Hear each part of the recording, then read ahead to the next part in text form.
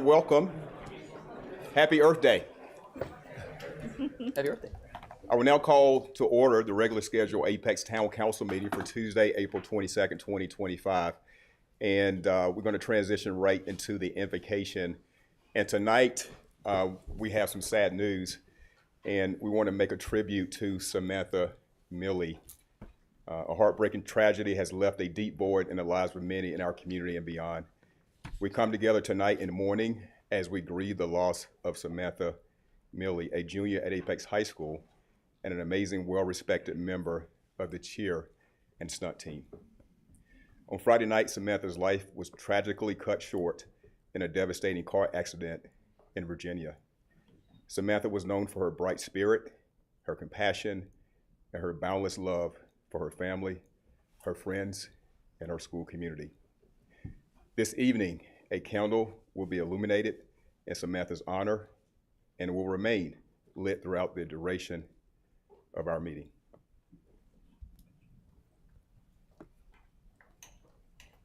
We now invite you to join us in a moment of silence to remember and honor Samantha, a beloved member of our community.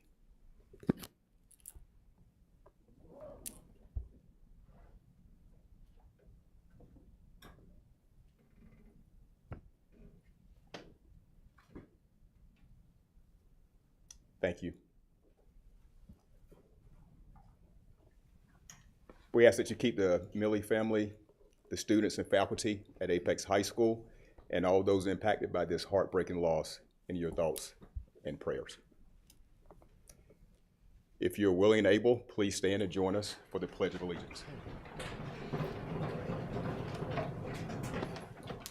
I pledge allegiance to the flag of the United States of America and to the republic for which it stands, one nation, under God, indivisible, with liberty and justice for all. Thank you.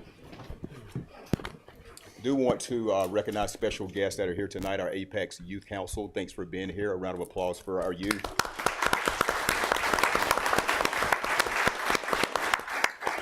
And of course, we have America's finest Apex Police Department and the members of which we'll recognize later. Thanks for being here and all you do for our community. All right, another round of applause.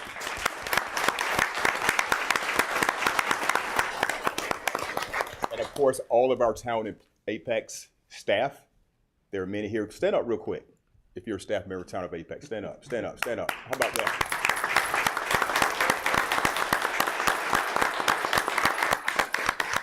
Thank you so much.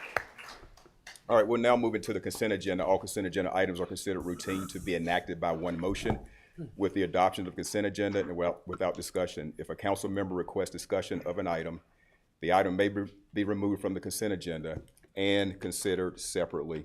So we do have one update on the consent agenda, consent 8, attachment 2, resolution opposing House Bill 765, local government development regulation omnibus. Are there any other recommended changes? Yeah, Yeah, you say that. That's fine. Your Honor. Sorry, gotta switch modes. Gotta switch modes. The honorable. The honorable. But you are the honorable. Yeah, so. thank you. I appreciate it. Mayor, I'd like to move for the continuance of consent item number 6, the ordinance amendment. Okay. Just for further consideration and discussion with regard to the changes to the downtown Apex Social District boundaries map, and so we can also receive the benefit of legal advice as to those changes. Okay. All right. Any other changes recommended? Hearing none. When is it to come back? Oh, the next regularly scheduled council member meeting. Okay. Any other changes? Can I clarify? Will that mess up the start date of the district? We should be able to, depending on what happens at that meeting, still meet the Okay. June 7th projected start date. Okay. Thank you. All right. Hearing those changes and the motion made by Mayor Pro Tem Gray, is there a second? Second. Second, Mahaffey. All in favor, say aye. Aye. Opposed? Motion carries unanimously. We'll move now to updates. Manager Vosberg. All right, thank you, Mayor. I have a few items. I'm going to go through some key dates first for those in the audience and those watching. I want to hit budget dates first. We have coming up a Finance Committee meeting on April 24th. We have our budget work session May 8th at 2 o'clock. Our public hearing for the budget is scheduled for May 27th at 6 p.m. We've got our budget work session, if needed, on May 29th at 2 p.m. And then hopeful budget adoption no later than the June 10th meeting at 6 o'clock. So those are the highlights for budget as we move forward. Next, a couple of events I'd like to mention. We have Earth Fest coming up this weekend. That is from 12 to 4, and that's here on Town Hall campus. We also have Think Apex Day. And there are still some opportunities available, right, Brianne? Yes. So we have a lot of people signed up, but you can go to our website and register for that. That is also on Saturday. There are 9 different venues or opportunities to volunteer, and we do still have slots available on, I think, 7 of the 9. So we're encouraging people to sign up and register for Think Apex Day. We also, on May 3rd, have Peak Fest, which will be in downtown Apex, and that will be from 9 to 5 on May 3rd. So some exciting events coming up. I wanted to take an opportunity to recognize a couple of things with our employees. Out of our communications department, we've got Randall Haskins and Victorian Simmons, who received awards from the North Carolina City and County Communicators Conference. So congratulations to them. I'll tell you a little bit about each one of them.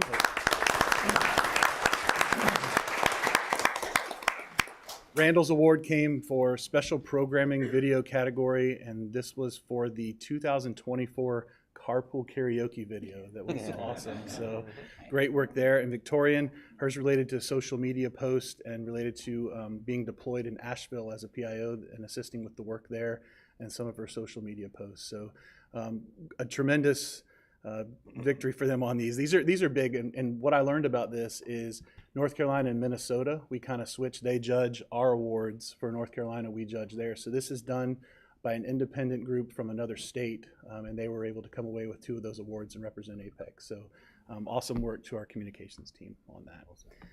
Next, there are a couple items that pertain to this. So I want to mention and introduce Nora Skinner, our new environmental programs coordinator. Oh, over there. Okay, I knew she was here. I just want to say a couple words about her. She'll be receiving a proclamation. There's some other stuff that's going on this evening. Welcome her to our work family. She has a Bachelor of Science in Marine Science from NC State. She's worked various positions for the National Park Service. She served as an environmental educator for Fort Caswell in Oak Island, North Carolina. Master's degree from Mississippi State. And she's thrilled to be back in the Triangle and want to welcome her aboard and appreciate her efforts already. So welcome.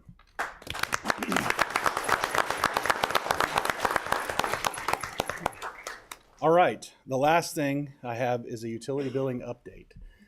So it's a simple update, but it does show a mark in progress. We hope in the next coming weeks, we've already exchanged dates and are looking at meeting to get those preliminary results from our third-party evaluator. So not an extremely detailed update tonight, other than in the 2 weeks we should be getting to the preliminary results. Exactly what that means, it's exactly what it's preliminary results. It doesn't mean we have every account analyzed, but we're hopeful to have some high-level themes, and we are exchanging dates with them to get that set as we speak. So I hope to have some more updates at future meetings, but at least know that in the next 2 weeks we'll meet to go over those preliminary results. Okay, and I believe that's all that I have. Thank you for the updates. Really appreciate it. All right, we'll move now to presentations. We have quite a few tonight. We'll start with proclamation for Apex Earth Day, and as normal, we'll have council members to join me out front for reading of the proclamation.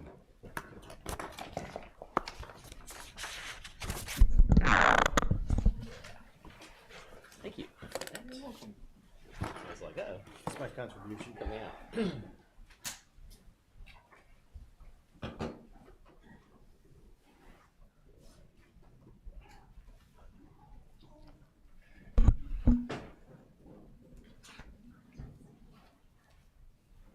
All right, again, we have the first proclamation, which will be Apex Earth Day 2025. Kicking us off tonight will be Councilmember Gant. Whereas the earth is a beautiful and bountiful place full of incredible natural resources that can be found here in Apex, such as creeks, lakes, trees, flowers, and more. And Whereas Earth's resources are very important to keep protected, as clean water is vital to human health. Trees provide stormwater relief and emissions reduction benefits. Flowers provide beauty to our lives. Strong soil protects against erosion and aids in crop yields. And fresh crops keep our bodies strong. And whereas the town is fortunate to have a wide variety of options to embrace nature, including 12 parks with many outdoor activities to enjoy, and over 13 miles of greenway trails offering peaceful time in nature with additional connections coming later this year. And whereas protecting our Earth is a monumental task, with widespread threats posing danger to it through loss of biodiversity, species becoming endangered or extinct, and the ongoing threat of climate change and its major impacts. And whereas the town of Apex is committed to enhancing the availability and experience of green spaces in our town and striving to be good stewards of the land that we've been charged with protecting. Now, therefore, I, Jacques K. Gilbert, Mayor of Apex, North Carolina, do hereby proclaim Saturday, April 26, 2025, Earth Day in the town of Apex, and encourage residents to spend time in nature and do their part to promote a healthy and beautiful community that has given so much to us. Signed by yours truly today, and receiving the proclamation would be Nora Skinner, our new Environmental Programs Coordinator, and Don Reeves, Sustainability Coordinator. So please come up and receive the proclamation.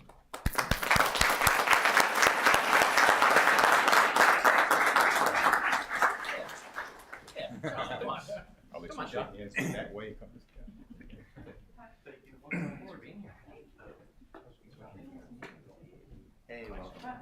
John Garrison, Vice Chair. He has to now, right? Come on up.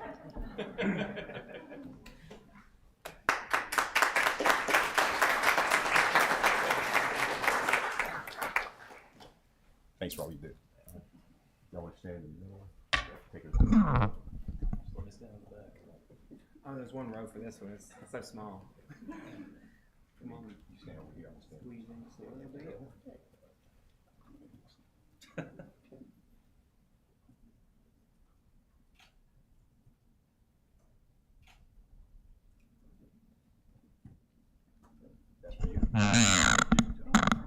Any words? Still good?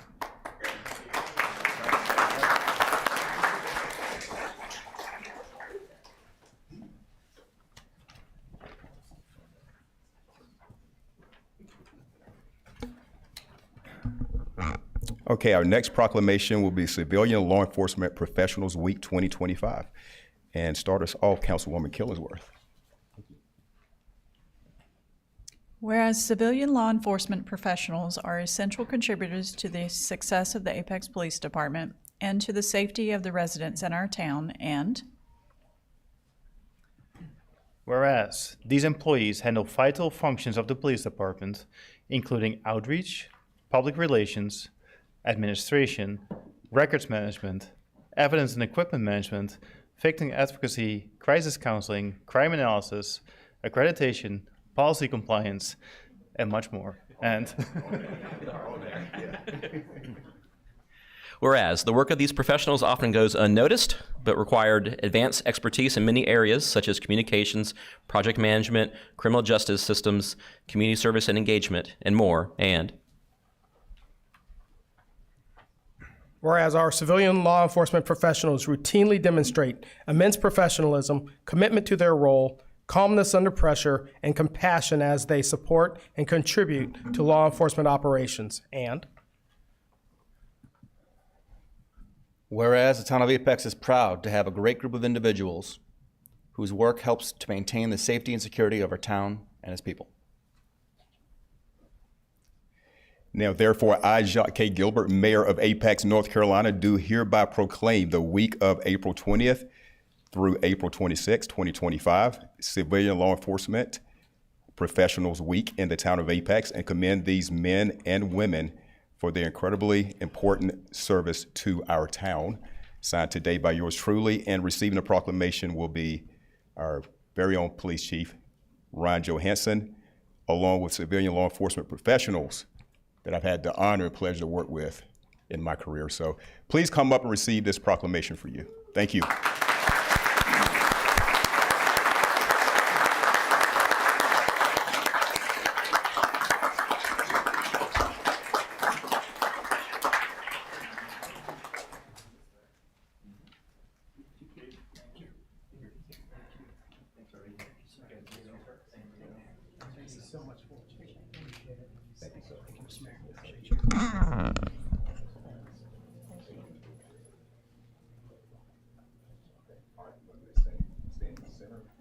Picture time. Scoot in the middle there. I knew that was coming. I knew it. Yeah, he's trying to get out. I know, right?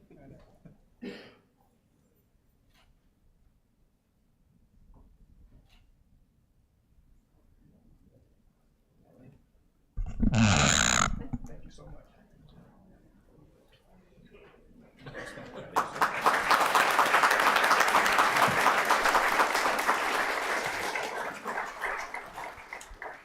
All right, thanks again. Next proclamation. It's National Tennis Month in Apex. How about that? Any tennis players? That's what I'm talking about. All right. Let's see. Starting this proclamation will be Council Member Mahaffey. Thank you, Mayor. It's National Tennis Month 2025. Whereas tennis is a versatile sport that provides an excellent opportunity for recreation, socialization, exercise, and spending time outdoors. And Whereas tennis provides a fun and accessible form of cardiovascular exercise, which is vital to prolonging life and improving both physical and mental health. And Whereas the town of Apex offers tennis lessons and competitive tennis leagues for residents and non-residents, as well as open play opportunities at Apex Community Park, Apex Nature Park, Pleasant Park, and Kelly Road Park. And Whereas the Western Wake Tennis provides opportunities for people to engage in tennis to further through leagues, tournaments throughout the year, as well as tennis programming for individuals with intellectual or physical disabilities. And Whereas the town of Apex is fortunate to have an excellent Parks, Rec, and Cultural Department to offer tennis opportunities in town, and to the Western Wake Tennis Association for all the additional work they do in promoting and expanding tennis in our area. Now, therefore, I, Jacques K. Gilbert, Mayor of Apex, North Carolina, do hereby proclaim the month of May 2025 National Tennis Month in the town of Apex and encourage residents to spend time on the courts with friends this month enjoying the great game of tennis. I didn't say pickleball, tennis. All right. I knew you would like that. Okay. Lori Weingart, Executive Director of Western Wake Tennis Association, and Barbara Senapoli, Board Member of Western Wake Tennis Association. So please come up and receive the proclamation with your big tennis racket.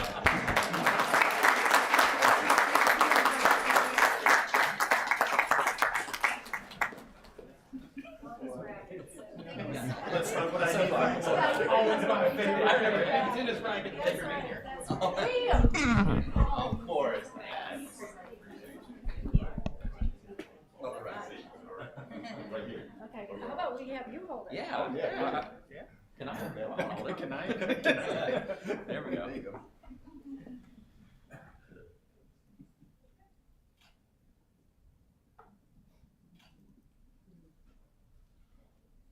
All right, thank you. Thank you. Oh, well, sure, I always like to talk about that. Here, take Okay, my all right. hold the racket. All right. So tennis is arguably the healthiest sport there is on the planet. It can increase your life by 9.7 years, but you have to have the community, the parks, the Park and Recs and Cultural Resources Department, and a town hall, town council to make things happen in tennis. And we are so fortunate in this area with all we get to do. Like I said, we do tennis for intellectually disabled. We provide volunteers for that, a lot of high school volunteers. Getting ready to start wheelchair tennis, and then a lot of league play. And we do a lot of beginner programs to get people out and playing. And we couldn't do it without you all. So thank you very much. All right, good job.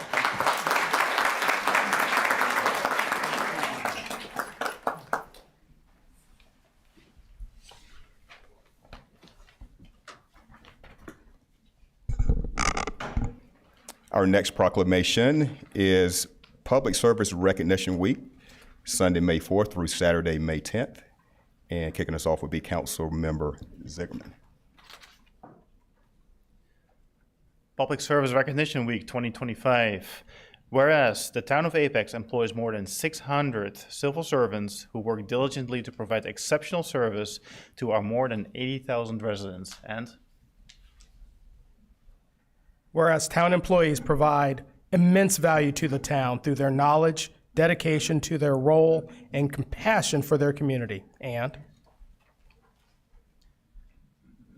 whereas town employees are vital to so many of the aspects of day-to-day life in Apex, including transportation, water and electricity access, fire and police protection, green space and recreation opportunities, waste and recycling services, building safety, planning and development, housing assistance, government connectivity, and more. And whereas many public service jobs are physically hazardous or dangerous, and we extend our thanks to all employees who take risk in their daily lives to help our town run effectively. And Whereas the town of Apex extends its sincere appreciation to all of our employees whose work continues to keep the operation of our town running smoothly and helps continue our tradition of being the peak of good living. Now, therefore, I, Jacques K. Gilbert, Mayor of Apex, North Carolina, do hereby proclaim the week of Sunday, May 4th through Saturday, May 10th, 2025, Public Service Recognition Week in the town of Apex, and encourage residents to show their appreciation and respect to the town employees who dedicate their careers to operating and improving our town.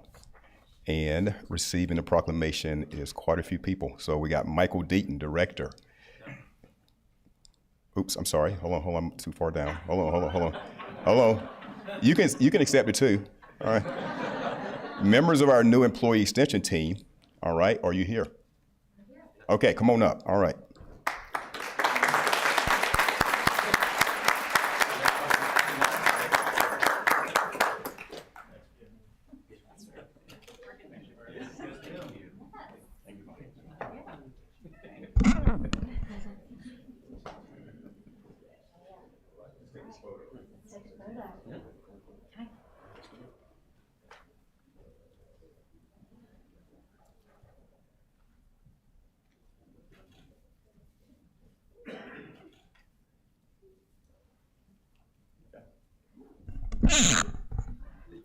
Hi, I'm Mariah Maheshwaran. I'm the co-chair of the EXT.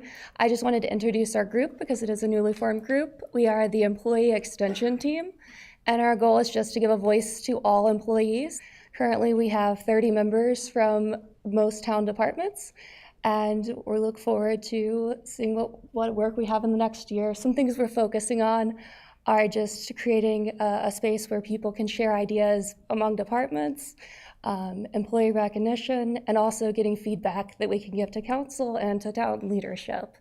And yeah, we would like to thank you guys for recognizing us here, and we would like to thank council and just the community as a whole for supporting the town employees. Thank you.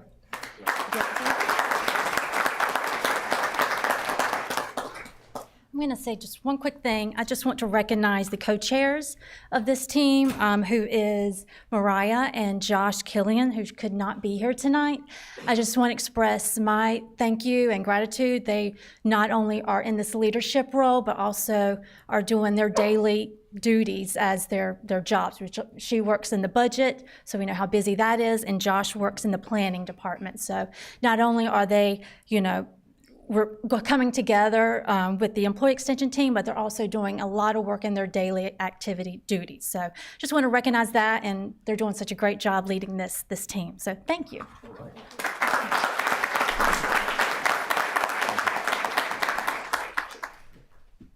right, we're excited about all the things you will accomplish in your roles. All right, move now to Proclamation Safe Drinking Water Week 2025, Sunday, May 5th through Saturday, May 11th. And who's kicking us off first? Councilmember again. All right, born ready. All right. whereas water is our most important natural resource and serves as an essential building block to the existence of society, and Whereas drinking water serves a vital role in daily life by ensuring proper hydration, which allows individuals to experience healthier lives and also serves as a critical tool for hygiene. And whereas it's paramount to protect the waters in our town and region to ensure our drinking water supply remains healthy and can continue to be for generations to come. And whereas the Town of Apex Water Resources Department employs 75 employees who work to maintain the health and quality of the town's water supply and ensure that all residents have access to safe drinking water. And whereas the work of these public servants do in their assignments of administration, stormwater engineering, utilities engineering, water quality, utility maintenance, meter services, compliance, collection systems maintenance, pump station maintenance, and water reclamation provides an invaluable service and a lengthy list of services that we're very grateful to them. Now, therefore, I, Jacques K. Gilbert, Mayor of Apex, North Carolina, do hereby proclaim the week of May 5th through May 11th, 2025, Safe Drinking Water Week in the town of Apex, and extend my appreciation to all of our water resources staff for the hard work they do in keeping us healthy. So now, the long list of individuals to come forward and receive the proclamation. Michael Deaton, Director. Jonathan Jacobs, Assistant Director. Jessica Sloan, Jacob Perry, Jackie Dillon, Hannah Burr, Lori Evans, Matthew Recker, Thomas Johnson, Jessica Sloan, Jimmy Cornell, Lindley Painter, David Watkins, and did y'all bring the crawdad?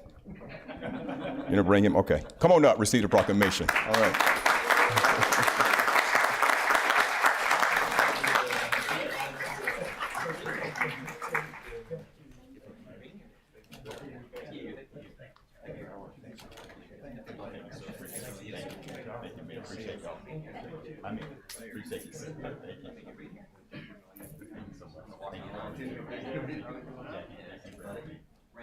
Randall, do you want us back there or? Stay down here. Okay.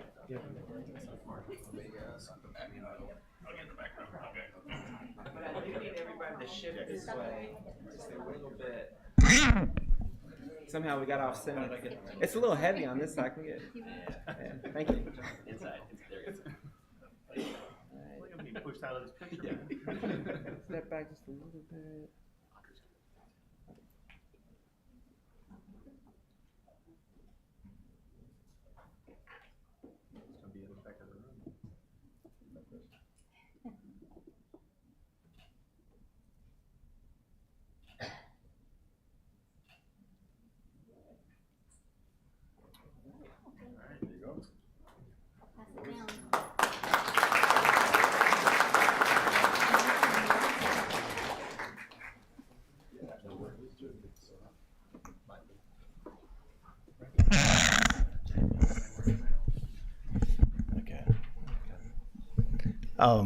Hey, good evening. I just want to recognize just how hard of a working team and how professional this team is for the town of Apex.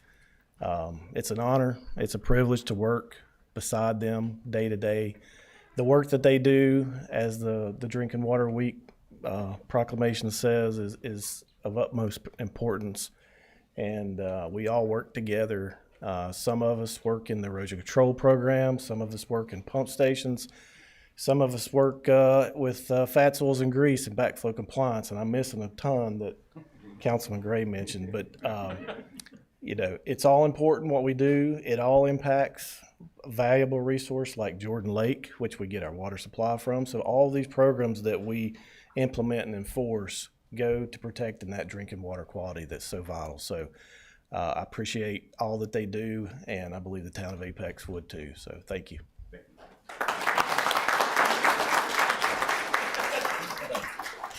All right, thank you all so much. Last proclamation, Think Apex Day 2025, Mayor Pro Tem Gray. The proclamation for Think Apex Day 2025, whereas Think Apex Day was created in 2017 as the vision of the former council member and Mayor Pro Tem Nicole Dozier as a day to organize events and activities to seek to bring people together, organize donations, and engage in community projects to enhance Apex. And whereas this year, Think Apex Day will host projects in several different aspects of the community, giving and service, including Think Clean, Think Life, Think Refresh, Think Revitalize, Think Create, Think Golden Games, Think Reuse, and Think Unity. And whereas each year the town is proud to host its annual Think Apex Awards ceremony, which recognizes individuals, businesses, and nonprofit organizations that make a difference in our community. And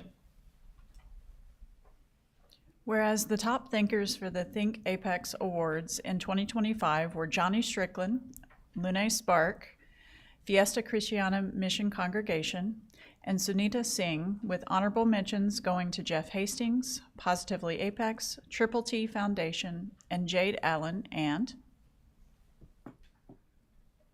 whereas the residents of Apex are the best in the nation.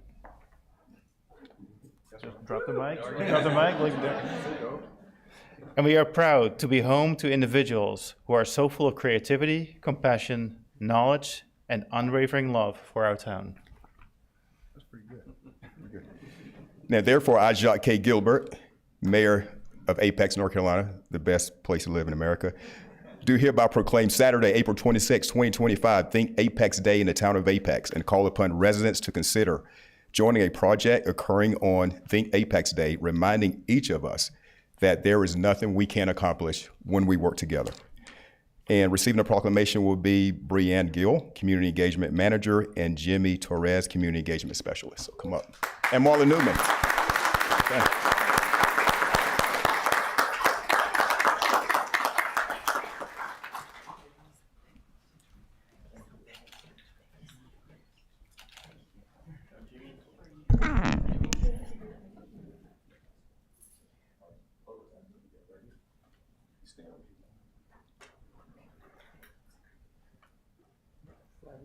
Yes.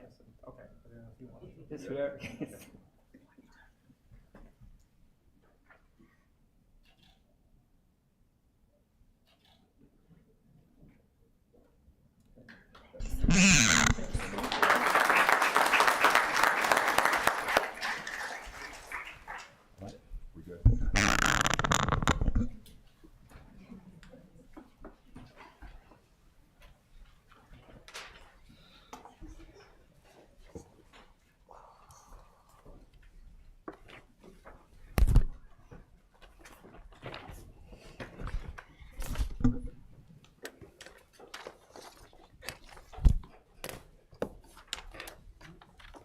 All right, that closes out our presentations. Move now to set the regular meeting agenda. Are there any recommended changes before approval? Hearing none, is there a motion? motion to approve? Gant, motion. second. Second, Mayor Pro Tem, all in favor say aye. Aye. Opposed? All right, motion carries. We'll move now to public forum. Opportunity for community members to speak. Please monitor the public participation policy and remember your time.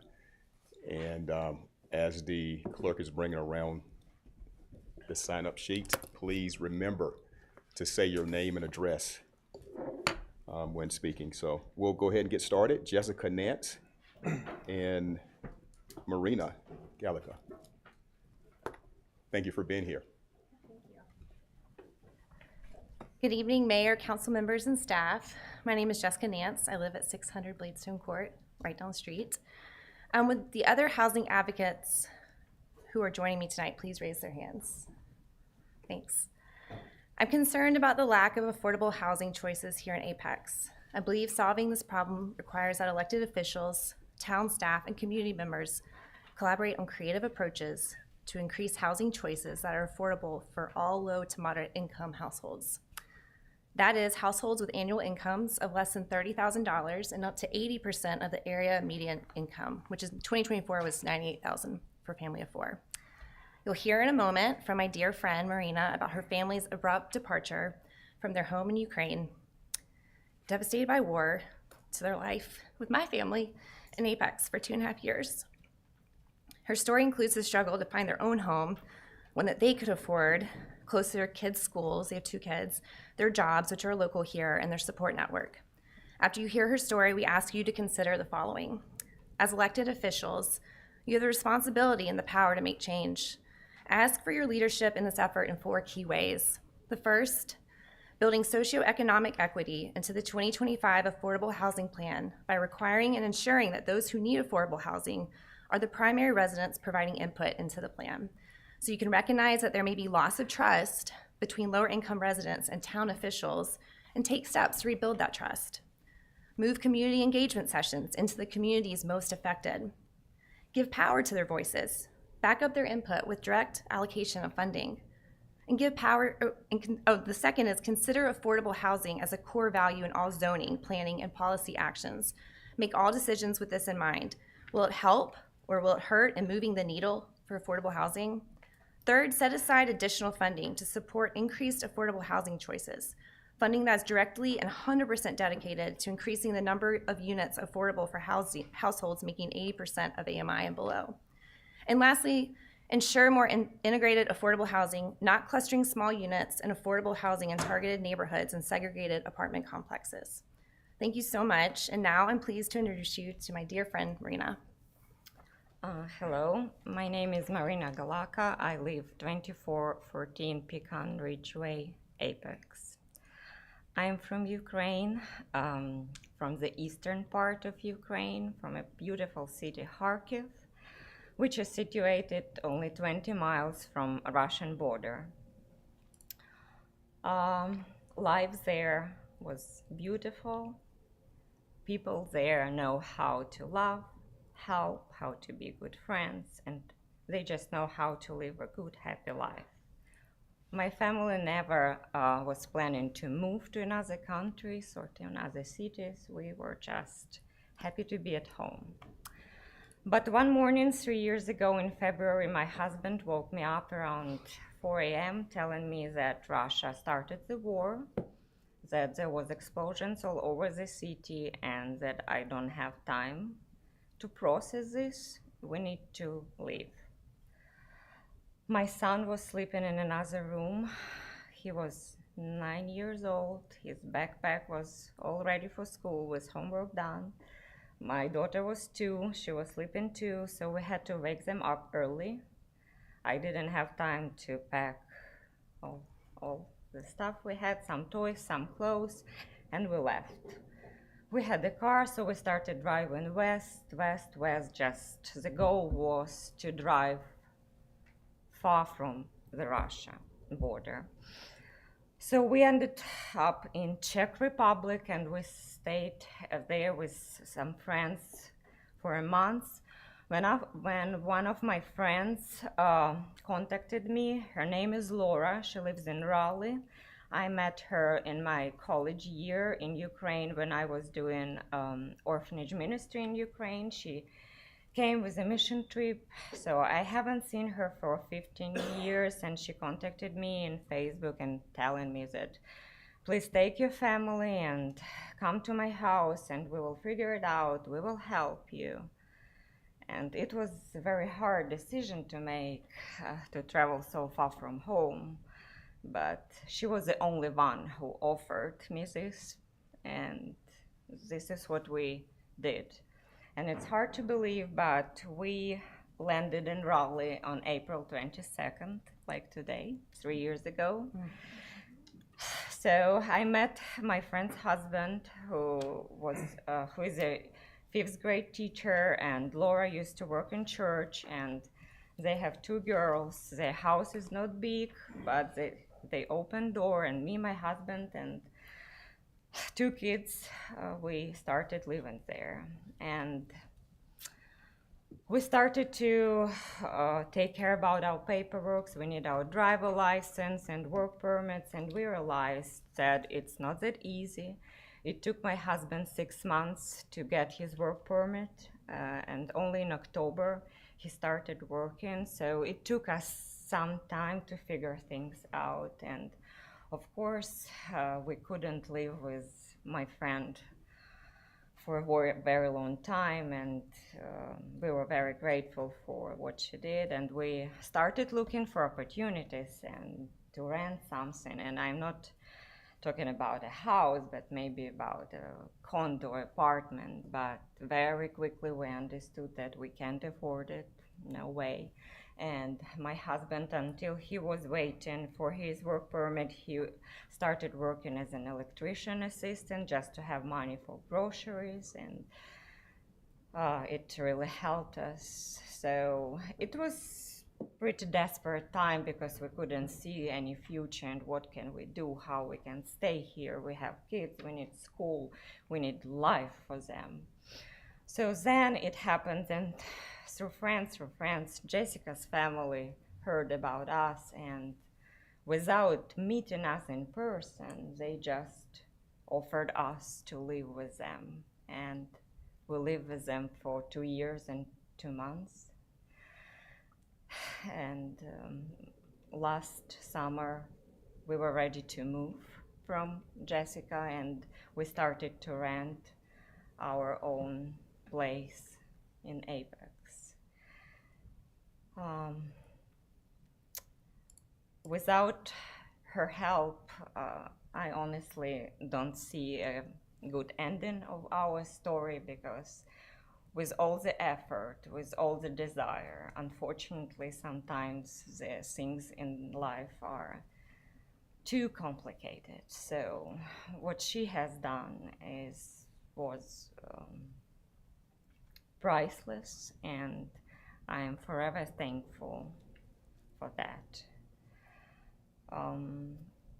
These 2 years that we spent with this family were very special to us, because emotionally we're having a very hard time moving here and starting living here, and now we feel much better, and that is happening only because we are in such a good place and surrounded by all the kindness and support of all these local people.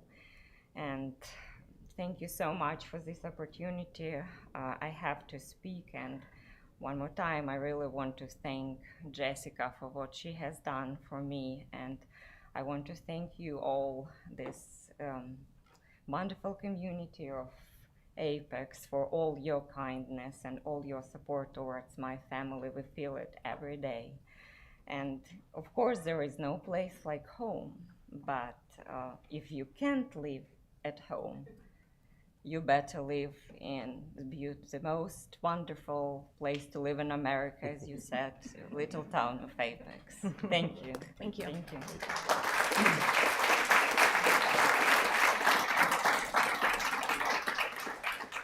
Thank you. Seal Massala.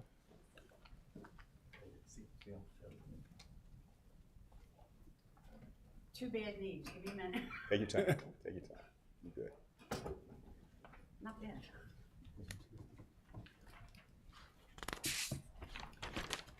Okay. Mr. Mayor and members of the council, thank you for allowing me to speak with you tonight. My name is Seal Masella. I live at 2093 Tordello Place. I'm president of Madison at Evans Creek HOA.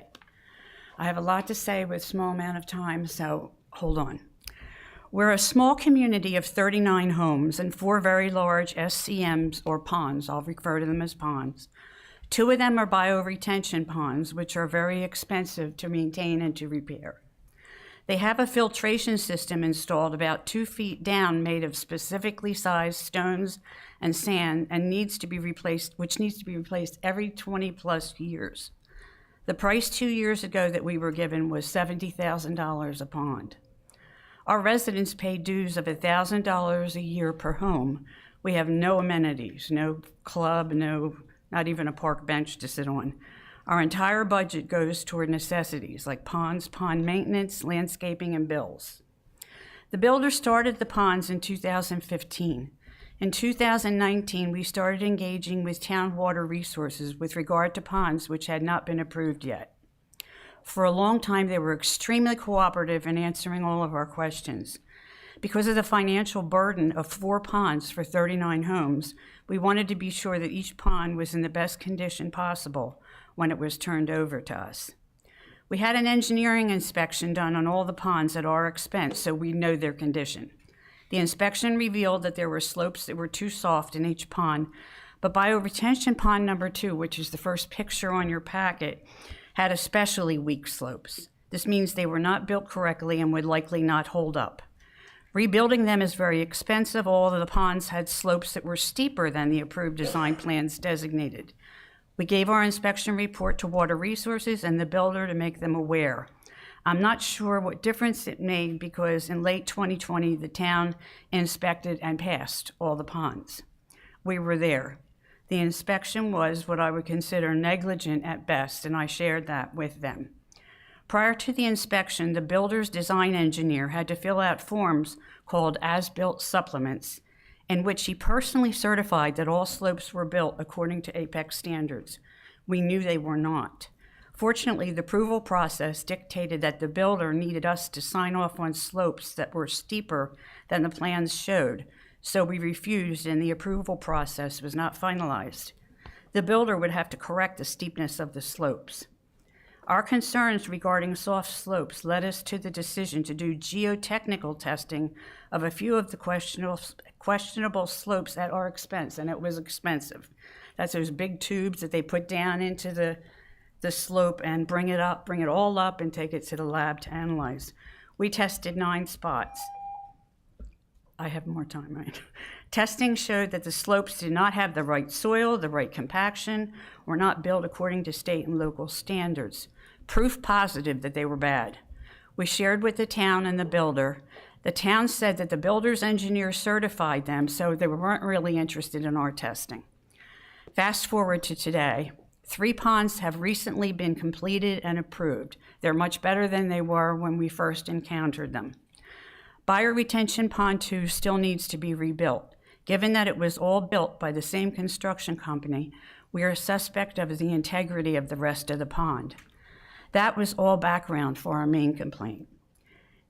If you go down to exhibit number 4, it cites the state law as it was written when the project was submitted. You got 30 seconds. 30 seconds. Pardon me? You have 30 seconds. I have I'm 9 sorry, minutes. You have 4 people here? I have all my people. Oh, wow. Okay, it is 9. Okay. Continue on. It cites the state law as it was written when the project was submitted. The same law exists today. There must be a 10-foot maintenance buffer around the perimeter of each pond.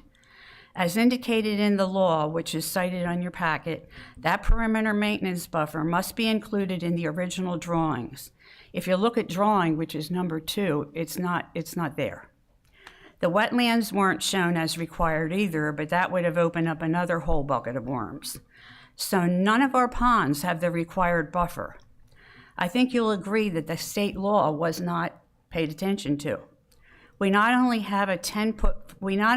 have a 10-foot buffer in Bio 2, but if you look at the 2 photos in Exhibit 3, you will see that the steep east outside slope, and that's the one that's very soft, practically overlaps the wetlands. That's where the buffer is supposed to be. You can see we can't get through there. The builder is going to place fabric and riprap on that slope to stabilize it. If that riprap slides, how can we possibly repair it? You're not allowed to disturb the wetlands.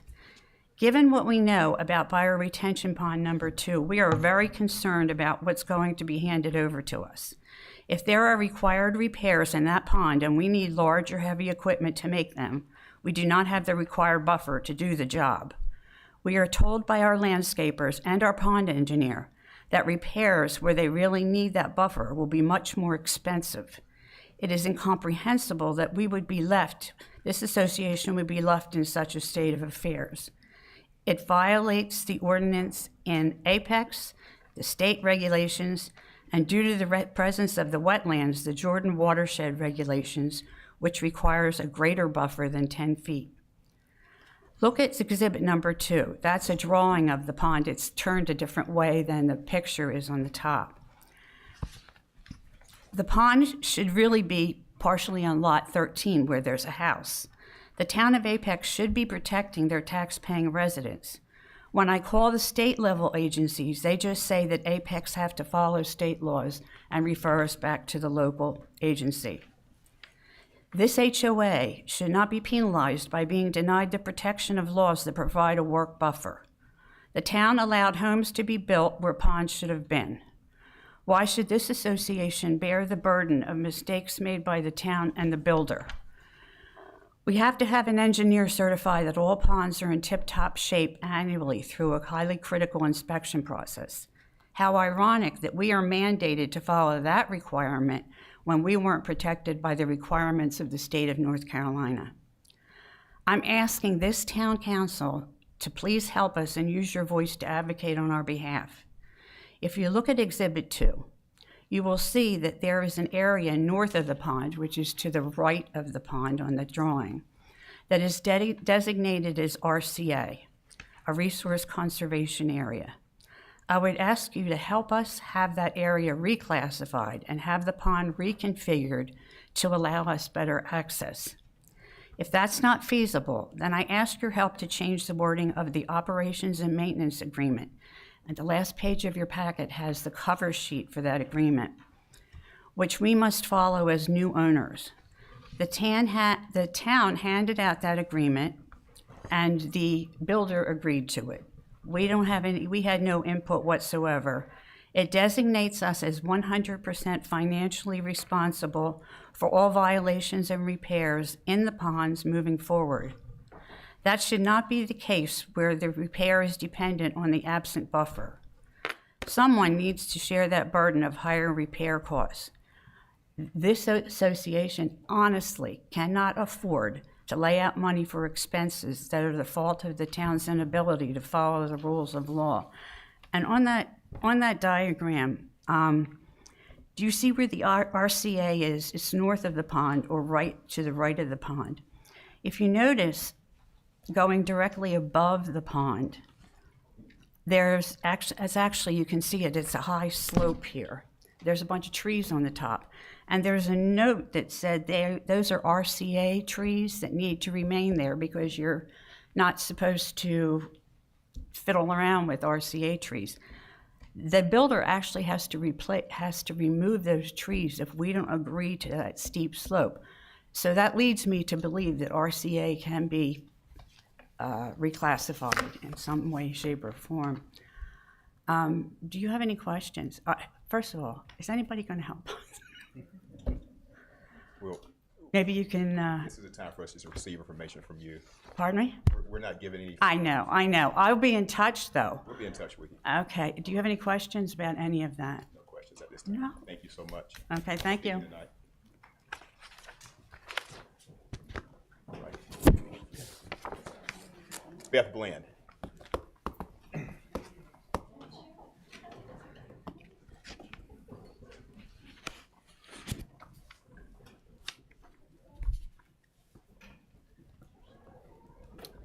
Good evening.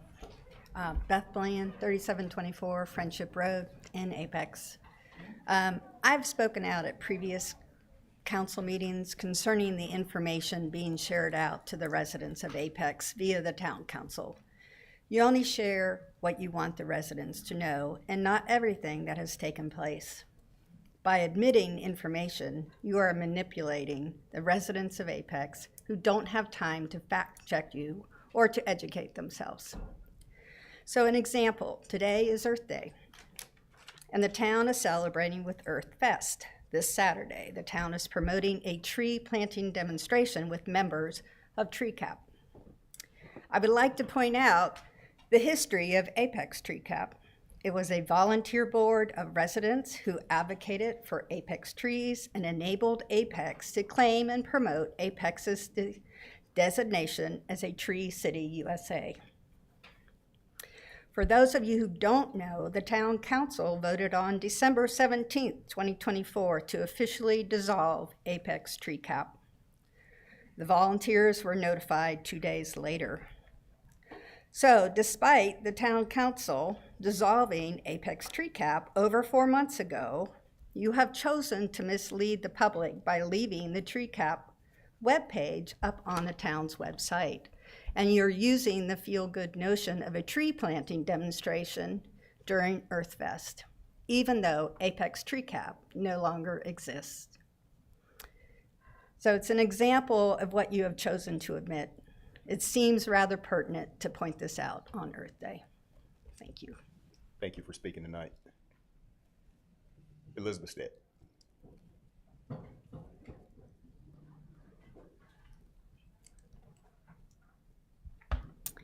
Elizabeth Raysted, 3113 Friendship Road, Mayor and Town Council. Good evening. As a part of EarthFest, we must talk about what's happening to trees in Apex. For my neighbors who don't know Apex history, in 2018, Apex participated in a stormwater study that highlighted Apex's need to increase its urban forest to better manage stormwater, to reduce heat islands which puts pressure on Apex electric grid, to improve air quality and our overall quality of life. Some of this council was in office in 2017, and the majority of this council was in office in 2019, yet nothing has been done with these recommendations. For my neighbors who didn't read the 2023 Apex Tree Canopy Assessment, they may not know that Apex lost more trees than any other community in the last decade. The dismal results did not prompt this council to create a plan for better protections or for restoration, but rather to take steps such as disbanding tree cap from development. To be clear, Apex Resource Conservation Areas ordinances are much like trail mix. They're full of a bunch of things. Apex allows many things in the RCA area that are not compatible with trees, such as sewer, power lines, and sidewalks, leaving much less space for trees than the 35% that is touted and frankly is used to mislead the public. Furthermore, instead of seeing tree protections, we see Apex public projects such as Pleasant Park with very few trees that provide little to no shade for those people visiting the park. Or we see the town's plan to remove 18 acres of trees for the planned Big Branch Forest Main, with no plans to replant any of these trees elsewhere in our affected community. Or we see the town celebrating the development of Viridia, which will lead to the majority of 1,100 acres of trees to be clear-cut. The council's actions, ignoring the Apex study data, disbanding tree cap, asserting that the RCA actually protects trees when it doesn't. These actions have the net effect of misleading and taking advantage of our neighbors who don't have time to fact check or advocate for better protections. Our environment deserves better, and I know you can do more. Thank you. Thank you, Ms. Stitt. Don Cozzolino.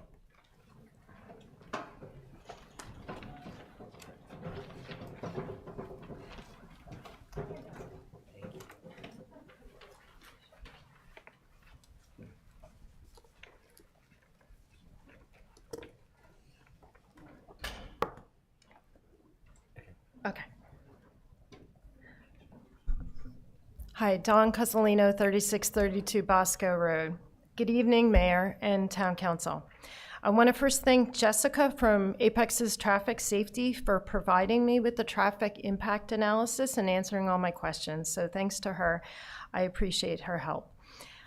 Me and my neighbors are very concerned that the town of Apex is not hearing us on protecting the safety for the Friendship and New Hill communities as we continually experience traffic accidents or near misses. NCDOT and Apex are committed and actually pledge support for Vision Zero. It's very, very critical objective. And this seems in contrast with how Apex is highly developing high-density development all around us. So I promised you that I would do a traffic study, analysis, a summary of all the impacts in our area. And I have that tonight, and that's in your packet. So let me talk about first the background on the assumptions. So this is any of the completed or under construction, it's anything that you have approved or under construction right now in our area. So this is Old US 1, Highway 1, Viridia on one side, Depot 499 on the north side. So it's like a big rectangle. I'm going to show you a map in a second. Includes growth factors, includes the size of those housing, it includes all the commercial square footage.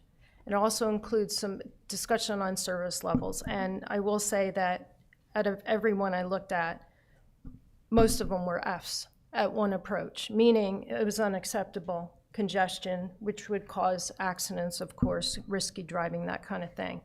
So what are we looking at? So daily new trips, that's in a 24-hour period, and this is really stunning. So I just want to just kind of let you soak this in. This is the area, I've mapped it out, and it's a little busy, I know. But basically, it says, west of 540, Old US 1, there's going to be 58,000 new cars every day on the road. And that's not talking about school caps. It's not talking about reassignment, just that. You look east of this, you look at Depot 499, that's 26,000. But this is the kicker here. This is just unbelievable, these numbers. But Viridia, 240,000, one day. So I don't know how the roads can possibly handle this. And we deserve some safety in our area. And I would like you to reach out, and I look forward to your response on this, on how to address this really compelling issue. Thank you. Thank you for speaking. And thank you to all who came out to speak tonight. And with that, we'll close out the public forum for this meeting and move now into public hearings. We'll start public hearing 1, annexation number 789, presented tonight by Diane King, Planning Director.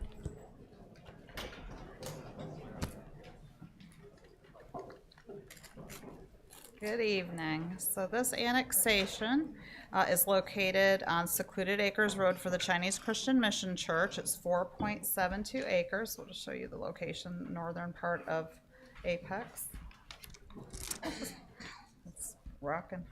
What's going on with this thing? Anyway, this is the aerial of the location, and they are looking to get public utilities, and so they need to annex before they can get their construction plans approved. Staff does recommend approval. Okay, any questions for Ms. Ken? All right, hearing none. We'll open up public hearing for this item. No one signed up. Public hearing is closed.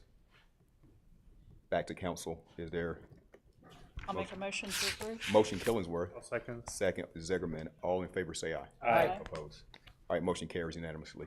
Next one, public hearing 2, annexation number 801. All right, so this is for Apex Light Industrial. It's located on Creekbird Road. It's 3.19 acres. It is actually the future pump station site for Apex Light Industrial.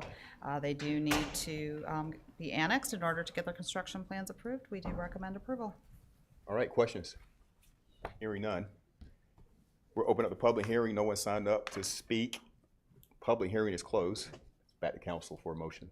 I'll make a motion to approve. Motion Zigerman, second. Again, all in favor say aye. Aye. Opposed? Motion carries. All right, move now to new business. Town of Apex Environmental Education Center update. Daniel Edwards, Senior Capital Projects Manager. Lindsay Thompson and some others. Hey, how you doing? All right. Mayor, Council, thank you for the time tonight to look at this new business item for the Environmental Education Center. My name is Daniel Edwards. I'm your Capital Projects Manager for the town of Apex. Late last year, we engaged Gensler to do an advanced planning and community engagement for our environmental center to go at the Nature Center. Tonight we have a presentation of the findings and the outcome of that study. We'd like to do a presentation to you and get some ideas or some approvals for a path forward to move forward with design. At this time, I'm going to turn it over to Gensler, who will walk you through the presentation. Thank you, sir.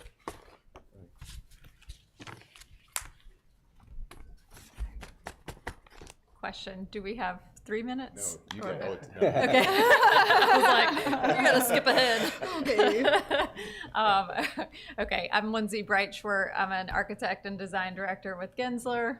And I'm Lindsay Thompson. I'm an interior designer and sustainability strategist for Gensler. And we are so excited to be here today. Thank you, Town Council and Mayor, for having us.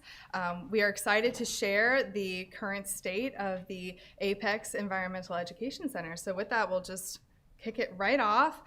Contents for today will be taking you through our initial strategy approach and discuss the overall project vision.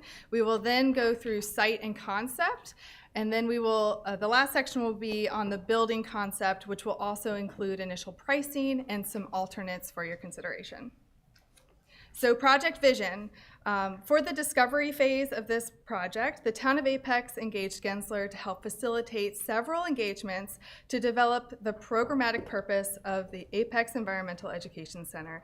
And through this process, we have had the opportunity to engage in several of town leadership, key stakeholders, youth advisory groups, and subject matter experts across our firm and the surrounding communities. These engagements provided our team a diverse representation of how this project can support the town's aspirations for this new community resource. So I'm going to read directly from the screen here on our vision statement as the outcome of that process. Nestled in the trees of the Apex Nature Park, the Apex Environmental Education Center will ignite curiosity and wonder by blending hands-on indoor learning with outdoor discovery. Designed as a dynamic space for exploration, it will embody Apex's commitment to the environmental awareness through interactive programs and inspiring gathering spaces. The center will serve as a vibrant community hub where people of all ages can connect with nature and one another, cultivating a sense of responsibility and joy in protecting our shared planet. And through the visioning, we have created what we're calling our placemaking pillars. These are our 5 foundational aspects for the project. So we'll start with the first, Launchpad for Learning. This is the foundational purpose of the project. It's aimed at fostering discovery through both structured programming, self-guided exploration. These experiences are thoughtfully designed to deepen our understanding of the natural ecosystems unique to our Piedmont region. The second is an invitation to play. It is an opportunity to ignite imagination and a sense of curiosity for all ages. It embraces the spirit and engagement and encourages participants to explore with a sense of wonder and playfulness and reminiscent of childhood. The third is a call to stewardship, and this is indeed the heart of the project. This initiative seeks to lead, educate, and empower the community of Apex and the surrounding areas to become active stewards of the environment. By setting new standards, the center will exemplify environmental best practices and serve as a model for sustainable design throughout the triangle. The fourth is a community creator. This space will foster an inclusive environment among many diverse array groups within the community. It will serve as a collaborative hub for nature-focused groups, educational programs, environmental advocates, and community members eager to connect and learn. And last but not least, the fifth is a destination for all. Envisioned as a welcoming and dynamic destination, the center will bring people together and create lasting memories. Good job. Thank you. All right, so how does this all get applied? I'm going to walk you first through the site plan and then through some visuals for the building's concept design. So to orient you here, you're seeing what I'm seeing. You can see the existing round entry drive here. Do y'all see my mouse hovering when I point? Okay. To orient you, that's the existing round entry drive and the existing toilet room facility here. Our new building is this building form that I'm highlighting here. It is located in a general north-south orientation to take advantage of solar orientation. There is a slight bend in the building form, and that enables us to move the building closer to the area of the site that has already been graded and is generally flat from a cost-saving standpoint. That saves on some excavation costs. Now to talk about some of the site features, starting with the building entry, where these black arrows are. We have a centrally located plaza, and that would both bring visitors through to the main entry and out and beyond to the outdoor site features. And it also serves as a spill out space for groups, field trips, or anyone who may be congregating outside of events that might occur at the center. Moving south towards the entry drive to the pollinator garden, the town already has pollinator programs, and they would continue in this space as well. And we think that would also be a very vibrant and exciting feature, welcoming people as they're approaching along this entry drive area. North from there is the hammock garden. This is an amenity for both the center and for the amphitheater, where hammocks would be strategically placed, mounted to existing mature trees on the site. The learning garden to the north, you'll see in the plans and here in a moment that we have classrooms located in this space. So the learning garden is located in proximity to further support those educational programs. And then the backyard patio space is a transition space from the building to the adjoining trailheads in this area, and also provides a variety of seating vignettes. Just in general, last comment on the site plan, that it is the intent, and I should mention our partner is Surface 678 on this exercise. It is our intent, in collaboration with them, that the plantings would all be native to North Carolina to further support the ecology and to lessen the impacts needed from irrigation systems. So jumping to the building concept, this first view is an overall, let's see here, one second. This is an overall bird's eye view of our design concept. You can see the bent form that I mentioned, and I think this view is just important to orient you on building scale and location as it relates to the entry drive and to the existing toilet room facility. I think one of the most exciting design features is the roof itself, and so you can see that this primary form has a standing seam metal roof at a slight 1:12 slope. That simple form and slope creates compelling spaces and nice natural light on the interior spaces, and also supports the possibility of a solar array on the roof if chosen. Looking now, dropping down from bird's eye to more of an experiential street level view. This is that first impression moment for visitors who would be arriving at the center. You can see the layering of soft landscaping. We've got a remote coffee kiosk to the right of the view that we felt could be activated during different hours of the day than the center itself. As you approach through this central plaza that I mentioned to this glassy area, this is our main entry. And in the program housed inside this area is the main reception, temporary exhibits, and permanent exhibits. And we felt like it's really important to make this glowing, glassy beacon that's really drawing people into the activity of the center itself. Looking on the west facade, so this is on that outdoor backyard patio space, you can see here the generous covered overhang space that angled roof provides for us. Inside the building in these areas, we have classrooms, we have exhibits, and then we have large meeting space. So that extension of the roof and the angle allows for more glazing along this facade, creating more visibility for those rooms, more natural light, and again, just more connectivity that you can see here on the deck from inside those spaces to these activated spaces on the exterior. Just really quickly. Can you back up real quick? Oh, sure. What's the building on the far right of this photo? It's Right a little here? different than the rest of them, yeah. Oh, it's just, this is part of the same building. It's the staff support spaces. We opted to, flip back here. So it's this that you see here.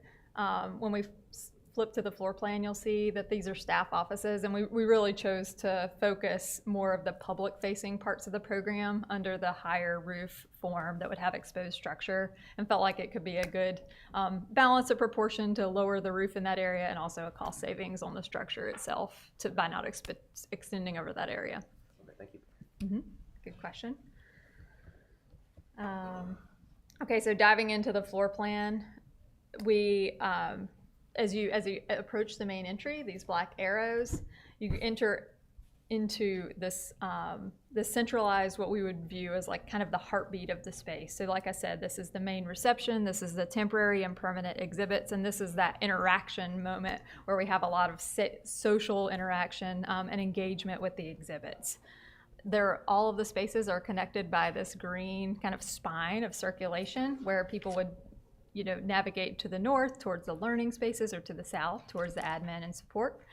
Those learning spaces are large multi-purpose classrooms, again, that connect to the outdoors. And then to the south is, to your question, is those more of this administrative staff spaces, and then general building functional support as well. On the next page, we're going to dive a little bit deeper, a little more detail on the actual floor plan here. So as Lindsay mentioned, when you first enter, that central wedge of the space is dedicated for the main exhibit. We also have a welcome opportunity there, welcome desk, and some opportunity for rentals as well. Rentals such as program activities, or if people are coming for self-guided exploration, that is an opportunity for some additional education purposes there. To the north of that, in the orange, you see the two large classroom spaces. Those are multi-purpose. They do divide, and you can also open them up for larger events. Actually, speaking of events, after our events was one of the things we did discuss in the discovery phase. So not only would this building function as a during the day education program, but in the evening hours, it could also be rented out for events to help support the community as well. So those are those memory-making pillar opportunities. We do have some catering space to support the events. We have storage, mud room for, program activities. Below that, we have a small conference space that can be used by the community or the staff on site. We have a little bit of core space, so a few toilet rooms were added to this building to support the staff there and the classrooms as well. And then in the blue there, you see the admin space that we were discussing earlier. So now we're going to take a quick look at a pricing estimate, and this is a very, very high level estimate just to give us a rough order of magnitude for the project cost. So site, building, soft costs, and furniture are coming in around $5.4 million.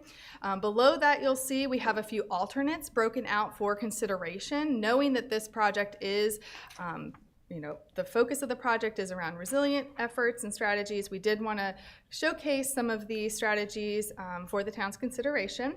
One item in particular that we did want to discuss was the first alternate, the added mezzanine level. There was a few conversations around added workspace that was needed by the town. So we did add an option, if you want to flip to the next sheet, that shows what that would look like and how much space we could actually add. So we did add a mezzanine level in this option that would support an additional 8 seat count. It could be more, it's just in this option. And then Lindsay, if you want to also show them the exterior view. Yeah.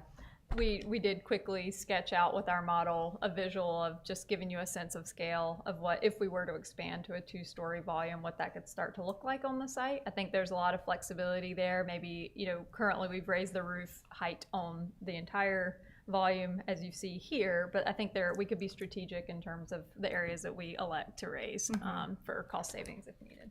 Yep. Do we go back? Do you want to go? Oops, sorry. Oops. Sure. There. Sure. So with that, I guess we'll open it for any questions. That was the end of the there we go. The last bit of the presentation, but if Great presentation. Y'all would do good on Shark Tank. You really. Great. I just have a question about, you may have covered this, what is the seating of the classroom and event area? How much? So each classroom can hold about 32, currently with table and chair. Now, if it was just chairs, certainly the occupancy could be more. We are looking at a few studies as well to utilizing the existing restroom facility will be a part of the project just from a code standpoint. We do need the restroom count to support that event occupancy. But yeah, currently that's what we got. Thank you. Yep. I know you want to go. Yeah, so and I'm real excited about this project. This is something that's, for those who don't know, as part of the initial vision of of the nature park, and much like the ball fields of Pleasant Park got deferred and cost overruns and stuff, and now we're at the point where we're looking at sort of completing the vision of the nature park, and I'm real excited about it. I love the concepts here. I think it's important. Can someone speak to the potential programming of the site? This is more about the site itself, but I think the public might be interested in hearing some of the ideas staff has for what we're going to do with the space and how it can be an asset to the community. I don't know if you or I just want to speak on that point. Sure. Yeah, let's go back to the site page in particular. So the core purpose of the project is to really focus on, like we mentioned before, the Piedmont ecology. And so we want to make sure that we're providing a space that shows the variety and also supports the community's need for learning, right? So the opportunity to have things such as the learning garden. A lot of people nowadays are wanting to learn how to grow their own food and be more sustainable in their own lives at home. So a lot of these activities you see here are intended to be learned on site and brought back to the the residents. So there's a build of the community. There's also opportunities for experts within the community to come and showcase their knowledge. So a lot of, if people are expert gardeners and want to come teach a group of youth, there's a lot of shared commonality there and community building as well. So the hammock garden, that was a fun ad. I think the fact that it can support the amphitheater and the project itself is kind of a nice dual purpose, and the trees are already there. And then the backyard patio, that in particular is also known as the shade garden because of the orientation of where it is, will provide a nice variety in contrast to the pollinator garden. So we're really trying to provide a lot of variety to support the local ecology. Do we envision things like this site accommodating like field trips or Absolutely. kids focused programming, right? That the town of Apex will host. Like, and Greg, I'm not sure if you have any thoughts or preconceived notions on that. Greg's coming up.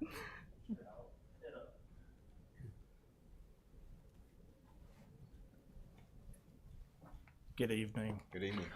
So yeah, one of the primary focuses throughout this process was schools and elementary schools and having field trips to the site. I think one of the things that we do have to think about, if we do want to do camps, whether it's youth or a little bit older, I feel like if we're going to tie down the space with the camps, it would be a little bit more difficult to do a lot of field trips to the site. So we really need to take a look and see what the priorities are, whether it's camps or whether it's field trips to the site where you can be a little bit more flexible in the space.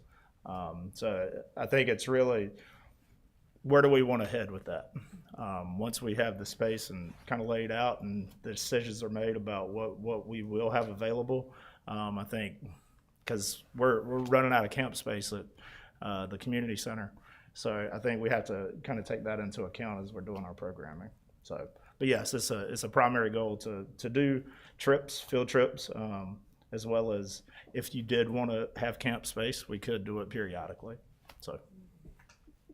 Okay, thank you. I'm excited about the field trips. There's, I think, 5 elementary schools within like a hop, skip, and a jump from this place. And right now those kids, they get on a field trip bus and they drive down to Agape in Harnett County, or they go, I guess, Hemlock Bluffs in Cary is a little closer. So this would be an amenity in Apex. Doesn't even have to be a day trip. Like if it's so close, they could come out there just for a class, drive 5 minutes down the road, be there for 40 minutes and drive back. And that'd be a great asset for the community, I think. And also I do want to plug like the need for office space for staff at a nature park kind of isn't highlighted here, but there's a great need for staff here. And that's part of what this building provides is space for our existing employees at the nature park to work in, because there's not a whole lot out there now, and that's part of why the additional option, something to consider when you're looking at the cost additional option, provides more space for our guys out there. So without the mezzanine, how many spaces are we creating for staff? So the office space itself, we have about 4 workstations and 2 offices in the basis of design plan. Okay, and then mezzanine, you said would Mezzanine can provide an additional 8 seated places, but yeah, that's just the initial study. I do want to point out too, for the mezzanine option provided in that cost, we are assuming that would require sprinklering of the building as well as a stair and elevator in that option, just to hark back to the inclusivity bit. So. Would it just be office space, or would there be an opportunity for some sort of mezzanine above? Because it looks like in the picture you show that it would just raise the ceiling, just have a higher. It'd be kind of cool to be in there, but it wouldn't provide any more utility for the learning space, right? That's right. Currently, the way we diagrammed it in this study was just raising the occupiable second floor in the area that's in that blue highlight on the plan. I think that doesn't mean that we couldn't look at opportunities to expand a mezzanine zone further if we want something over the exhibit area. The way like the topography here kind of falls away from this building, right? So there's an opportunity, I think, if there's a mezzanine section, for there to be just, even if it's not an entire second floor, like a walkway up there, so I can sort of walk up and be higher and look down more into the park. And one other thing I want to mention before I be quiet is what excites me about this project is the opportunity to activate the nature park in a way it's not today, We have a bunch of trails there, really popular disc golf. But with this structure and this programming, our residents we could find ways to activate the rest of the park, perhaps like other classrooms, and have it not just be this building, but also the surrounding trails and programming there. So I think that's really cool. Yeah, absolutely. I was wondering about the mezzanine option. It looks to me that from untrained eye that it will kind of block a bit of the light and the airiness of the main part because it's on that south side of the building. Is that true? And will kind of reduce the nice vibes of the main part? Yeah, it would have been good to have put, so one of the bird's eye views of this as well. So when we raised the height of the volume on the second floor, yeah, we basically raised it to make the mezzanines floor to floor. So the mezzanine level and the level below it, the staff workspaces aren't going to have the airy, tall ceilings because they're going to be stacked. But this area in the glass volume and this concept will have the open, like exposed structure. Right. But I'm saying, won't that building kind of block some of the light coming in? I don't think so. You can barely catch a glimpse of it here in this view, but we also raised the roof here to allow for some clear story light to still come in past that volume. And then on the south, let's see, on the west facade here. So this is the other concept, but on the west facade, we kind of have, you can see we have that similar move happening with a clear story here. So as we raise all of these in this concept, would still get light in through that clear story and through, the glazing that still exists on the facade. All right.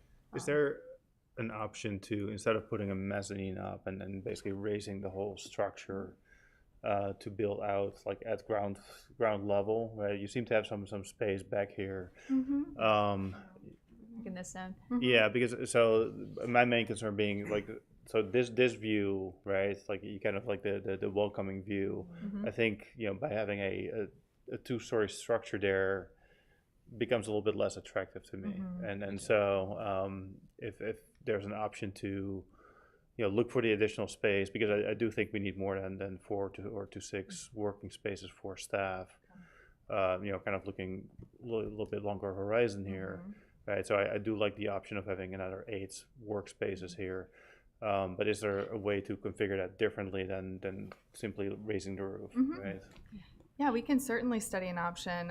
We do have, as was mentioned earlier, some site challenges, some pretty steep topography in this area, but we can definitely... Can we do a basement then? Like, kind of have a walkout basement type concept, but then for, this structure? Yeah, we can certainly study. Yeah, and there could be some adjustment too with exactly where the building's falling or the angle of this bin, where we can just, try to get the building placed to where it's optimized on those flatter parts of the site, and then see if we can expand that area. Yeah, so I understand that the garden area that you're projecting here kind of wants to be on that side of the building just because of the topography, right? But ideally, I would flip the office space to that side of the building, but I understand that doesn't make total sense with the rest of the site layout. But I think in addition to the mezzanine option, I would love to see some other possibilities of what we can do to increase staff space. Okay. I'm curious what makes you say that you think the staff space would be best to the north? Because I think that the more public part of the building is kind of the attractive building. That's where you want to kind of put front and center, right? And so now you have the staff space kind of like on the driveway circle there. So I don't know, in my mind, having kind of the more brick facade towards the back and keep the welcoming, open part in the front, like at the circle where people come into the site. Seems to make sense, but I understand that we're somewhat limited with the site and then the topography there. So yeah, I mean, I was asking out of pure interest because I could imagine that if they did shift to the north, maybe the learning garden comes around where it's still next to the classrooms and backyard patio zone kind of shifts down. So I think that'd be something that'd be great to study. Thanks for mentioning it. What's the anticipated travel from the parking lot? Like, is that arrow kind of representing how people are gonna walk into it? You think? is the anticipated travel time? Or No, like when they're walking to this building, is that yeah. arrow Yeah. that kind of the That's path they're right. going to take? That's right, yeah. So for Okay. anyone parking in this area, there's a sidewalk indicated here, some Okay. little scale figures you can see. You could have the option of weaving around if you're not going to the environmental center, or come around this way where a mouse is hovering towards the main entry, or if you parked here to the west or south area, you just walk around on the circle and up towards the entry. But most of the parking is to the right of this figure, not Correct. the parking down there, right? Okay. Most people are going to be coming in. I'm trying to imagine people, Mhm. the majority of people who, you want their view to be the best view and That's right. Another reason why the pollinator garden is where it is, Yeah, kind of anchoring okay. the site. Yeah. I'm curious as to looking at alternate 3, 4, and 5. Those seem like pretty key environmental steps to kind of highlight the building, and I'm interested as to why they're thrown in as alternates as opposed to kind of being within the base price. Give me your thinking behind that. Yes. So alternate is probably the incorrect term, but we did put them on here because we wanted to be transparent about the upfront costs, the investment that the town of Apex will be making. Again, these are very high level cursory numbers. As the project continues to go through design, these numbers will become refined. But it really came down to these are the primary sustainable strategies that the project team's considering. So just transparency. Yeah. I appreciate that. That makes it. I love the idea and the concept, and I think this is one of those things that will make a huge impact for generations to come. So, agree. Yeah, agreed. Regarding, sorry.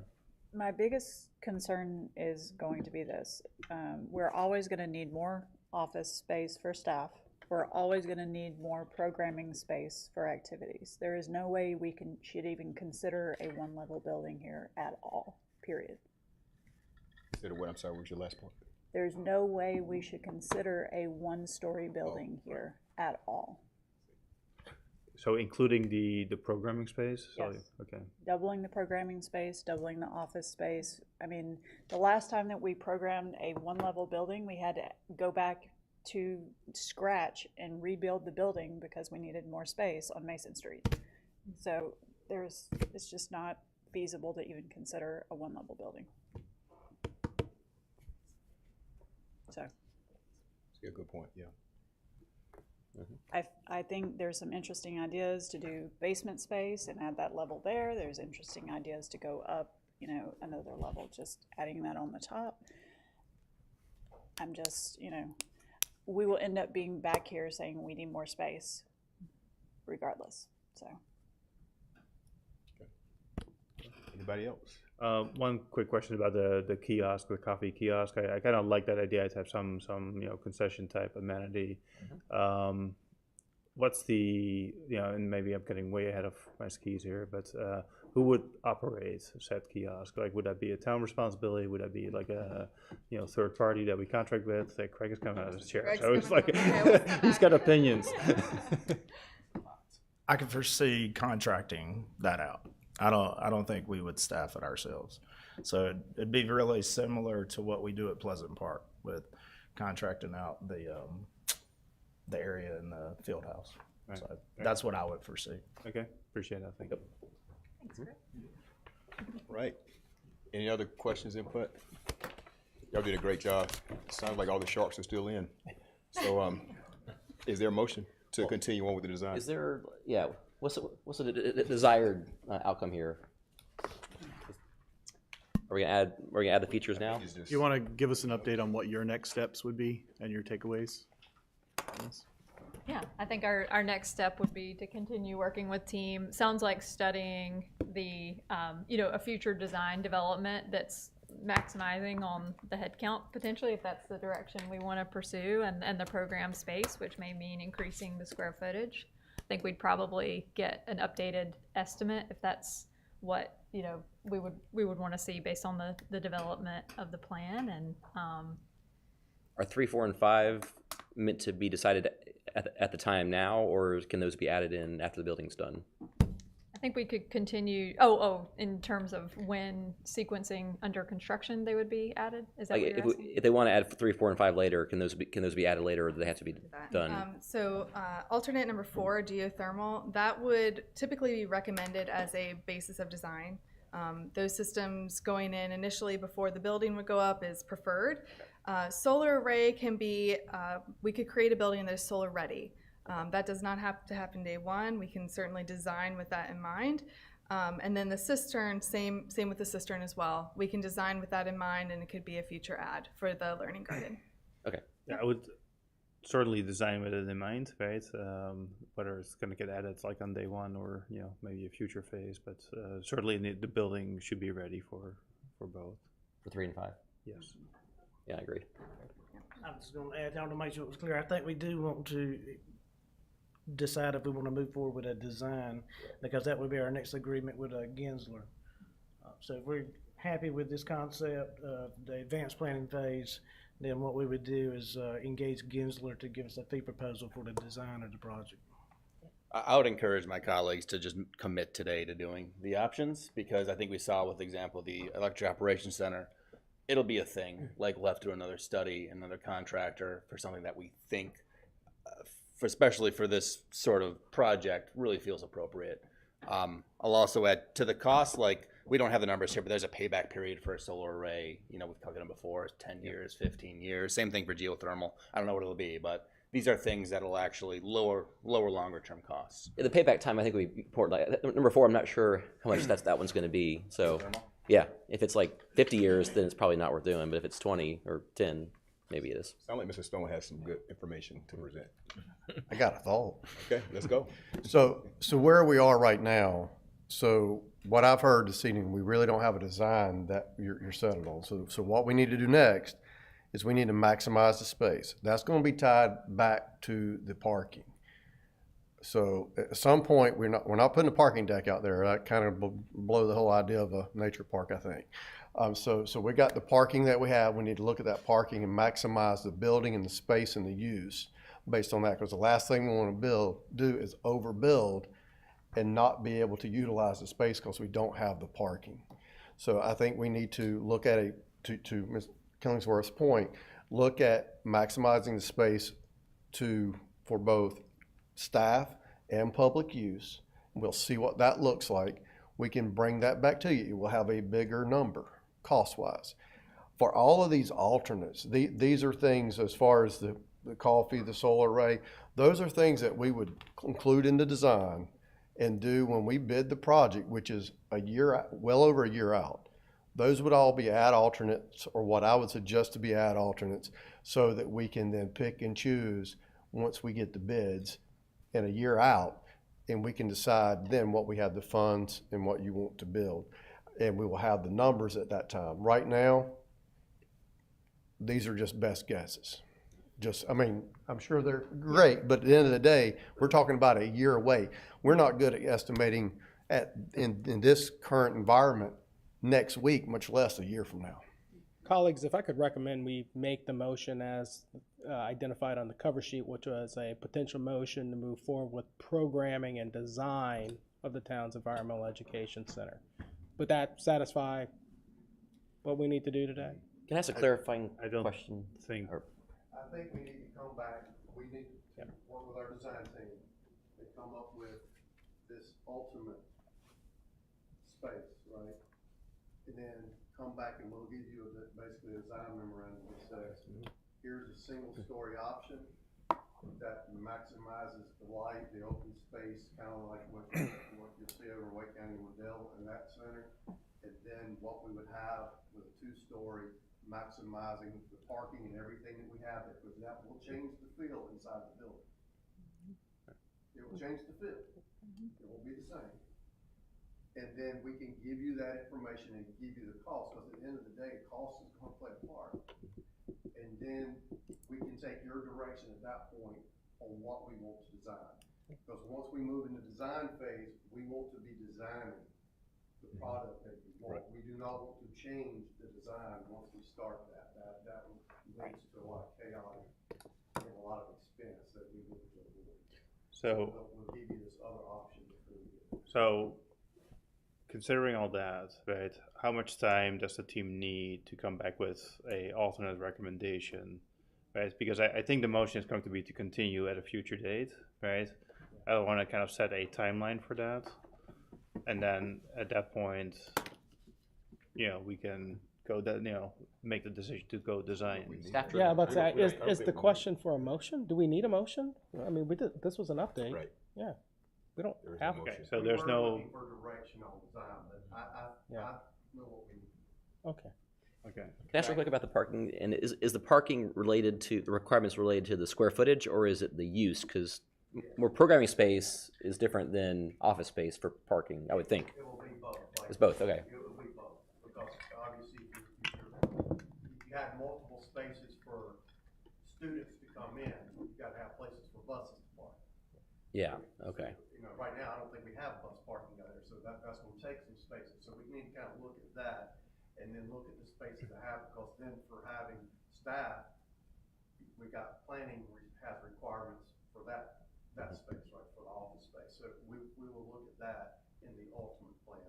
Okay. We'll work with our design team to come up with that, and then we'll bring that back to you. Well, is there a trade-off here where if we go too big on the office and the programming aspects, we end up having a large parking deficit that requires additional funding to build the parking lot across the street that's been on the CIP forever as well? It could, yes. Were you talking about in terms of like the future? You mentioned Mason Street. That was about offices. Were you thinking about programming, or were you thinking about offices and needs in the future, or Both. both? Because, that's what I keep hearing. We don't have space. We don't have space for staff. We also don't have space for any programming activities. We maximized our space at this point, right? So I don't think any design coming forward should, discount the fact that we need more space. So taking advantage of that, where, whatever buildings are being built at this point, we need these options at least for 2 stories, maximizing space in whatever way possible. And then this is our last shot at Nature Park. This is finished in Nature Park. Whatever we build here is gonna be your final office space for all your staff at the Nature Park. So I've heard anecdotally from the manager and others that we're short on space. I don't know exactly how much. I don't want to overbuild and make you take a 6-story building or something if you only need whatever. Like whatever the space needs are, like we should consider this is our last crack at it, building this space. All right, can I talk about stormwater too? Sorry, in terms of stormwater, is there any stormwater implications here for? I assume that's, but I would have to go back and look. I don't know. If You need him we're up there? building the impervious area doesn't change, right? Can you step up? He can't hear you. But the existing site that's cleared today, when we did the stormwater calculations, I guess the pond nearby is a stormwater retention pond. My assumption is yes. Okay, so that was. It was probably based on what the roof line of the proposed building back in the day was. There may be a slight difference. We'll have to look at that. Yeah. All right, well, sounds like we know what we need to do. Let them do their work. You had something. I just wanted to add a couple things. First, I don't want to be Debbie Downer, but as we see the numbers here and what we've given direction to the team, those numbers are going to go nowhere but up. So I would ask, and I don't know if it's feasible, but the potential for phases of the project, we could probably look at that if council's open to that. Because I do agree that we should be planning for the future, but we may not be able to afford building for the future right now. And so if there is a phase opportunity, we could look at that. Also, I know the question was asked about timing, and I don't want to pin you down if you're not ready to answer it. But for council's visibility on that is a loose time frame on when we might be able to bring something back with the input that we've gotten today. I think we could coordinate with team, but I would say 2 to 3 months probably to do the site study and updated studies on the various occupant scenarios of maximizing on the space. But yeah. Yeah, I'd like that to include like specifically addressing what are the space needs for the staff at the nature park and how this would address it. Because again, this is our last crack at it to know how that would impact the decision to go 1 versus 2. Because I'm also thinking about Councilmember Zickerman's comment about we do have to consider the look and the feel. I know we have amazing architects and they'll bring something awesome, but we want it to look good as well. So that's something to consider in the future. And in terms of the budget, I do want to point out, not to be me being the optimistic guy in the room, this is in our CIP for $8.5 million, and the number we have here is 7.1. So I'm feeling good about that right now. So let's just leave it at Right that. now? Yeah. Just, regarding the staff space, I do want to throw one thing out there. We do have a facility on the other side of the park, like where we keep maintenance equipment, near the fields and all that, right? There might be an option here to replace that building or build on top of that building and make that more dedicated staffing space, so we don't have to try to pack it all in here. So, I just want to make sure that we keep our options open. Yeah, come on up. Come on up. Is that programmed already? So we talk about parking restrictions. If we do add anything on that side of the park, we won't have parking. That one's already maxed out. So that's the huge concern that we have, at least on that side of the park, because we're running into a bunch of issues with parking. How do you feel about constraints the on that Apex side, too. issued bicycle? Yeah. But yeah, so just thinking through it though, we wouldn't. I would not suggest adding additional office spaces on that corner because we are restricted there. Do you have needs for just storage, equipment storage? Because we talk about a lot of office space. This is not a storage facility. So we have put in to the capital projects, basically doing away with that facility and actually doing an operations facility across the road so that we could actually add parking in that area. So that is something that's currently in our capital projects plan for later. But that would be the more beneficial route for a parking situation, at least on that side. I get you. And since you opened that can of worms, Barbecue Road, have you talked to NCDOT about paving some of those spaces? Because everyone parks there anyway. Like, it's just line level cars every single night now. Yeah, we receive quite a few complaints about people parking on the side of the road. We've talked with My neighbors probably. we've talked with our police department helps us out at times to try to control that, but we still have some concerns out there. We haven't talked with DOT though about.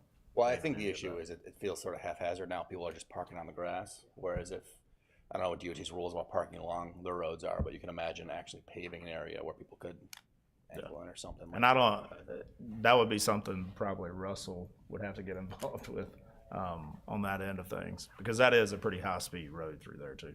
All right, thank y'all so much. Y'all did a great job. So recap, August coming back, right? I have one more question. Okay.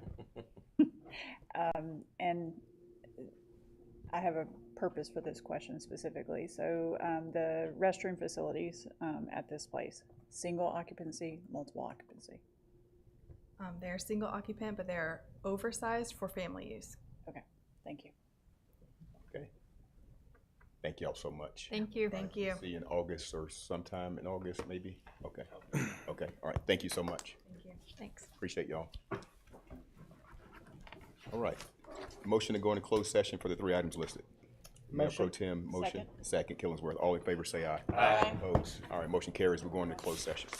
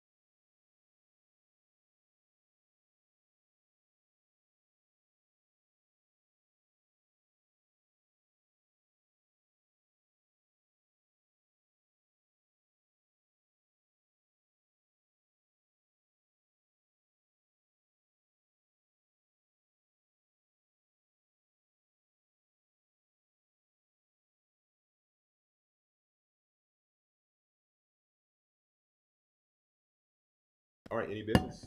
Further business? Hearing none. All right, meeting's adjourned. Y'all have a good night. I can't swap it out. I feel like we should have that, that Bruce Lee